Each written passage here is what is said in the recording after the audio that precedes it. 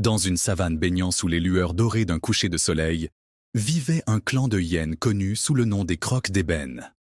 Leur réputation était redoutable, mais sous cette apparence de férocité se cachaient des créatures dotées d'une intelligence rare et d'une organisation exemplaire. La chef du clan, Zala, était une hyène au pelage tacheté plus sombre que la nuit. Elle était respectée non seulement pour sa force, mais aussi pour sa sagesse. Zala croyait que chaque membre du clan avait un rôle unique et précieux à jouer. Elle leur enseignait que l'unité faisait leur force, bien plus que leur crocs ou leurs griffes. Un jour, une grande sécheresse s'abattit sur la savane.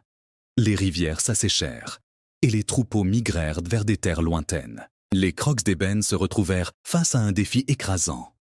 Trouver de quoi se nourrir et survivre. Zala convoqua une réunion sous le grand baobab, le cœur spirituel de leur territoire. Elle demanda aux membres de partager leurs idées.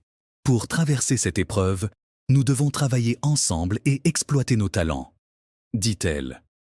Tycho, le plus jeune du clan, proposa une idée audacieuse.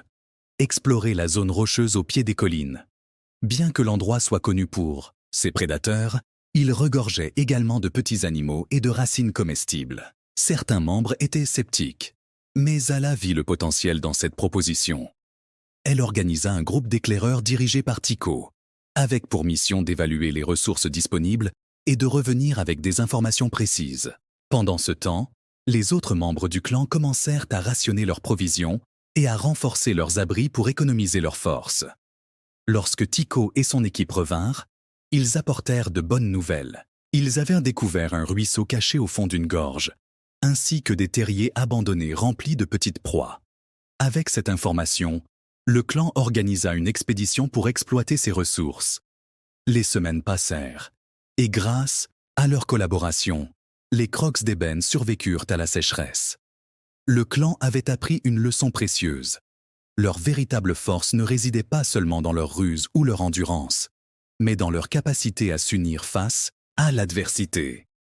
Lorsque la pluie revint enfin, la savane se couvrit à nouveau de verdure. Les crocs d'ébène prospérèrent, devenant un exemple pour les autres créatures de la savane. Sous la direction de Zala, ils restèrent fidèles à leur devise. Ensemble, nous sommes invincibles. Et ainsi, l'histoire des hyènes qui avaient vaincu la sécheresse se répandit comme une légende, inspirant respect et admiration parmi tous les habitants de la savane.